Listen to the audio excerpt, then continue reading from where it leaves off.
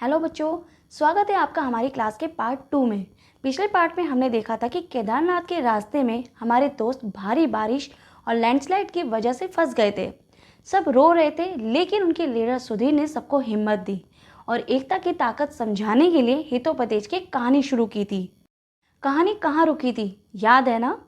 गोदावरी नदी के किनारे एक बड़े से पेड़ के नीचे शिकारी ने चावल के दाने बिखेर कर जाल बिछा दिया था और आसमान से कबूतरों के राजा चित्रग्रीव अपने परिवार के साथ आ रहे थे।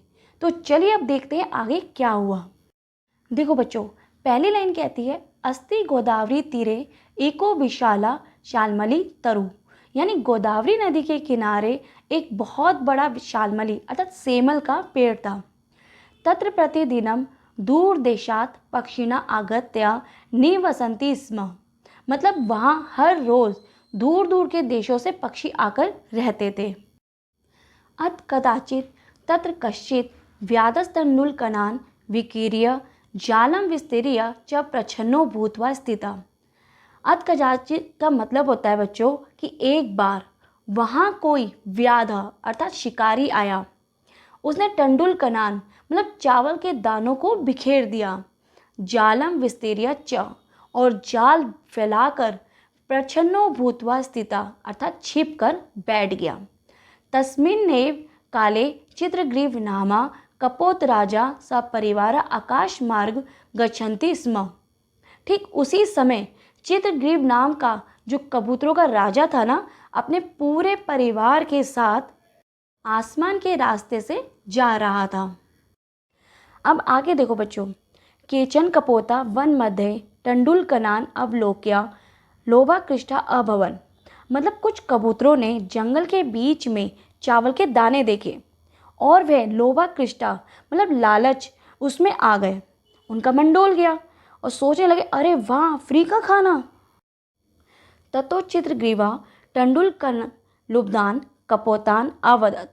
तब समझदार राजा चित्रग्रीव ने उन लालची कबूतरों से कहा, कुतो अत्र निर्जने वने टंडुलकणानां संभवा तद निरूप्य ताम। अरे भाई, इस सुनसान जंगल में अर्थात जो निर्जन वन है उसका मतलब होता है सुनसान जंगल, उसमें चावल के दाने कहाँ से आ सकते हैं? जरा सोचो तो सही। कश्चित व्याधो अत्र भवेत सर्वथा अविचारितम कर्म न कर्तव्यम। पक्का यहाँ कोई शिकारी होगा। हमें कभी भी अविचारितम कर्म यानी बिना सोचे समझे कोई भी काम नहीं करना चाहिए। लेकिन बच्चों, ग्रुप में कोई ना कोई ज़रूर ऐसा होता है जो खुद को बहुत ही एक्स्ट्रा स्मार्ट समझता है। वैसे एक घमंडी कबूतर भी था। एतत् वचनम श्रुत्वा कश्चित कपोता सदर्पम अवदत्। राजा की ये बात सुनकर एक कबूतर जो सरदपम अर्थात घमंड के साथ बोला, किमर्थम एवं उच्यते। अरे आप ऐसी डरपोक बातें क्यों कर रहे हो? और उसने एक श्लोक कह डाला, वृद्धानां वचनम ग्राह्यम आपत्काले ही उपस्थिते सर्वत्र एवं विचारे तो भोजने अपि अप्रवर्तनम। इसका मतलब है बच्चों कि वो घमंडी कबूतर ये कह रहा था कि वृद्धा नाम अर्थात बुजुर्गों की बात तो हमें तब माननी चाहिए जब कोई सच में मुसीबत आई हो। अगर हम हर जगह इतना ही सोच विचार काम करने लगे तो फिर तो हम कभी भोजन ही नहीं कर पाएंगे, भूखे ही मर जाएंगे। चलो चलो दाना चुगते हैं। अब देखो बच्चों, गलत संगति और गलत बात का क्या असर हुआ। तस्य वचनम श्रुत्वा चित्रग्रीवस्य च अवज्ञां कृत्वा। मतलब उस घमंडी कबूतर की बात को सुनकर और अपने राजा चित्रग्रीव की अवज्ञा करके अर्थात उनका अपमान करके सर्वे कपोता भूमौ अवतीर्य टंडुलकणान् भोक्तुम प्रवृत्ता। मतलब सारे कबूतर जमीन पे उतर आए और चावल खाने लगे। अनंतरम ते सर्वे तेन जालेन बदा अभवन। और फिर क्या हुआ? अनंतरम मतलब होता है इसके बाद। वे सब के सब उस शिकारी के जाल में बदा मतलब बंध गए यानी कि फंस गए। ततो यस्य वचनात् कपोतास्तत्र बदास्तम सर्वे तिरस्कुर्वन्ति स्म। मतलब अब जैसे ही सब फंस गए तो जिसके कहने पर नीचे आए थे ना, सब उसको ताने मारने लग गए, उसका तिरस्कार करने लगे और कहने लगे कि तुम्हारी वजह से ही हम सब फंस गए यहाँ पर। अब यहाँ पर देखो बच्चों, सच्चा लीडर कैसा होता है। राजा चित्रकेतु ने डांटा नहीं, बल्कि उसने ये कहा कि इदम दृष्ट्वा चित्रग्रीवा अवदत्।